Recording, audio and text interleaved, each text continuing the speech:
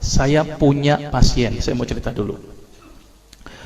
Pasien saya ini kebenaran kepala pas pampres, bukan periode yang sekarang. Saya cerita, saya nggak sebut-sebut yang lama. Kepala pas pampres beberapa periode yang lalu datang ke saya, dok, saya ini sakit darah tinggi dok, tensi saya normal sekarang, tapi saya harus minum obat seumur hidup dok.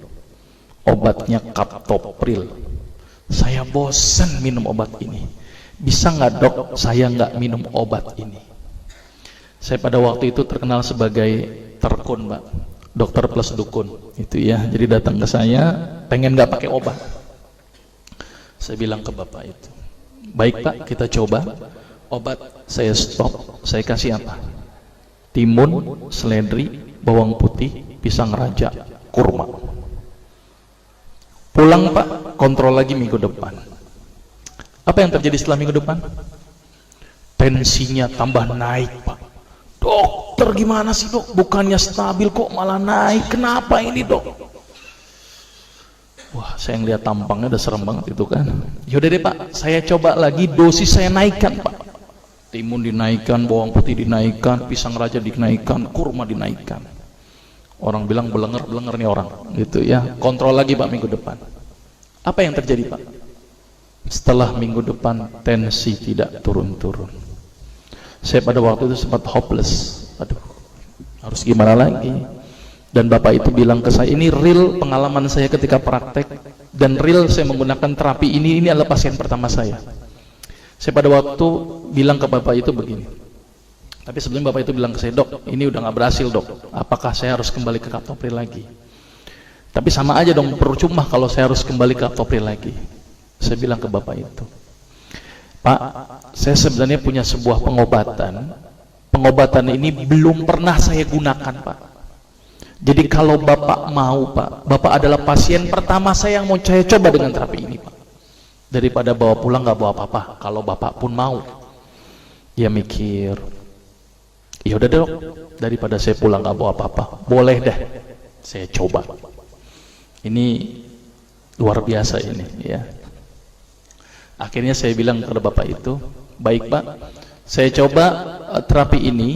Kalau 2 minggu tidak ada perubahan, bapak nggak usah ketemu saya lagi. Tetapi kalau bapak ada perubahan setelah 2 minggu, tolong pak ketemu saya lagi selama 2 minggu. Tapi kalau tidak ada perubahan pak, bapak nggak usah ketemu saya lagi, berarti saya gagal. Dia mikir berapa saat. Baik dok, apa terapinya? Sederhana pak pada waktu itu. Saya suruh apa bapak itu? Siap dok, apa yang dokter lakukan?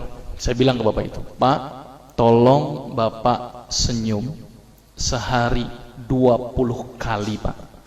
Dan setiap kali senyum selama 20 detik. Gila nih kali dokter ya, bukan dikasih obat malah dikali senyum gitu ya. Sudah pak, jalankan saja. Kalau tidak sembuh nggak usah ketemu saya lagi, tapi kalau sembuh tolong 2 minggu ketemu saya lagi. Dia mikir, baik dok, tapi bagaimana kalau saya tidak bisa senyum? Ya udah pak, ngelihat kaca senyum sendiri, saya suruh begitu. Ini jujur saja, ini kasus pertama saya, dan saya waktu itu nekat saja karena saya sudah hopeless, harus bagaimana lagi kan, daripada dia tidak mau kembali ke kaptopril. Akhirnya di luar perkiraan saya pak, ternyata bapak yang kepala pas pampres itu datang ke saya lagi pada waktu 2 minggu kemudian sambil senyum-senyum.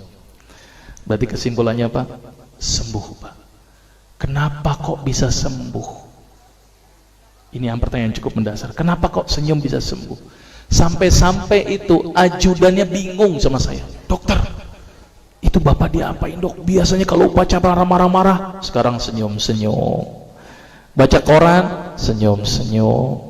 Bengong sedikit, senyum-senyum. Saya bilang memang target terapinya begitu, harus 20 kali sehari.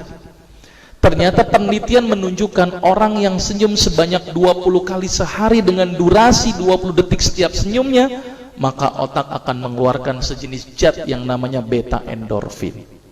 Apa itu beta endorfin? Beta endogenous morfin atau morfin yang dihasilkan alami oleh tubuh. Maka itu kalau orang yang biasa makan morfin, biasanya tubuhnya tidak bisa memproduksi morfin lagi. Jadi kalau orang yang banyak senyum Pak, ternyata morfinnya semakin banyak. Dan ternyata fungsi beta endorfin itu adalah melebarkan pembuluh darah. Maka itu orang yang rajin senyum, itu adalah pembuluh darahnya lebar dan tercegah dari penyakit hipertensi. Tapi penelitian menunjukkan harus berapa kali tadi? 20 kali sehari. 19 kali aja nggak ngefek Pak. Gitu ya. Dan tidak boleh dirapel. 20 kali kali 20 detik berarti berapa? 400 detik sekaligus saja nggak ngefek Pak. Yang ada kering itu gigi, gitu ya. Jadi senyum yang berefek itu harus intermiten. Sekarang senyum, nanti senyum, nanti senyum.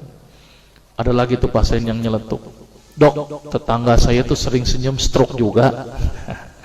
Saya bilang Pak, kalau ada orang yang rajin senyum tapi juga kena darah tinggi juga, berarti senyumnya nggak ikhlas. Ngelihat orang melarat, senyum-senyum. Orang susah, senyum-senyum. Nah ini senyum yang nggak bermanfaat Pak. Jadi senyum yang berefek itu adalah senyum yang dihasilkan dari hati yang datangnya ikhlas karena Allah Pak, bukan karena siapapun. Ya, jadi mulai sekarang harus berapa kali tadi? 20 kali penelitiannya. Karena senyum 20 kali akan mengeluarkan sejenis zat di dalam tubuh yang fungsinya melebarkan pembuluh darah. Maka itu orang-orang yang sakit darah tinggi, protap pertama saya apa? Senyum. Orang yang sakit jantung, senyum. Orang yang sakit stroke, senyum dulu. Kalau dia nggak bisa senyum Pak, berarti gagal pengobatannya. Itu pertama. Tapi harus 20 kali. Itu contoh pasien pertama. Contoh pasien kedua. Saya punya pasien kebenaran nenek-nenek. Tapi bukan ini nenek-neneknya ya. Ini cuman gambaran, ini ternyata nenek-nenek tuh kayak begini, gitu ya. Nenek-nenek setiap hari makan dul kolak, stres dia.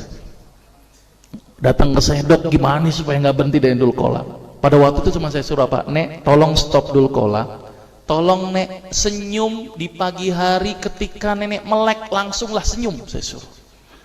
Cuman ini aja dok, iya melek, ketika melek pertama kali senyum langsung. Nenek itu mikir, udah jalin aja nek, pokoknya minggu depan kontrol, mas saya stop dul kolaknya. Apa yang terjadi setelah 1 minggu? Dan itu sudah saya buktikan. Ternyata nenek itu balik ke saya lagi. Iya ya dok ya, kok saya senyum di pagi hari, kok ternyata buang air besar saya langsung lancar. Kenapa ya dok ya? Ternyata Pak, penelitian menunjukkan ibu-ibu atau wanita di pagi hari rata-rata ini sulit sekali tersenyum. Betul nggak sih Bu? Bu? Betul nggak nih ibu-ibu nih? Betul nggak sih Pak ya? Ternyata ibu-ibu di pagi hari itu susah sekali tersenyum. Wallah alam, karena kenapa? Stres duluan kali ya. Ternyata ketika orang bangun tidur, gerak usus itu sangat melambat. Maka itu dirangsang itu usus dengan cara apa? Dengan meningkatkan tekanan di dalam perut. Dengan apa? Ambil efek kayak efek apa? Efek apa sih? Efek ngeden. Efek kayak orang sedikit ngeden. Ketika kita senyum, apa yang terjadi? Akan bikin kontraksi ini ngeden. Coba kalau Bapak senyum, ketawa dikit deh. Kan agak bikin ngeden sedikit Pak. Nah, ketika orang yang pagi hari melek kemudian senyum, akan menyebabkan tekanan di perut meningkat, relaksasi akan timbul, sehingga akan menyebabkan peristaltik usus menjadi lancar. Maka itu orang yang senyum di pagi hari akan memperlancar buang air besar. Dan ciri-ciri orang yang banyak senyum Pak, mohon maaf, biasanya banyak kentutnya Pak. Kenapa Pak? Karena peristaltiknya aktif. Kenapa beri aktif? Karena memang dia memacu. Maka itu kalau sekarang nanti ini ada yang senyum gitu ya, ternyata ada buang gas gitu ya, itu berarti sehat, alhamdulillah ya.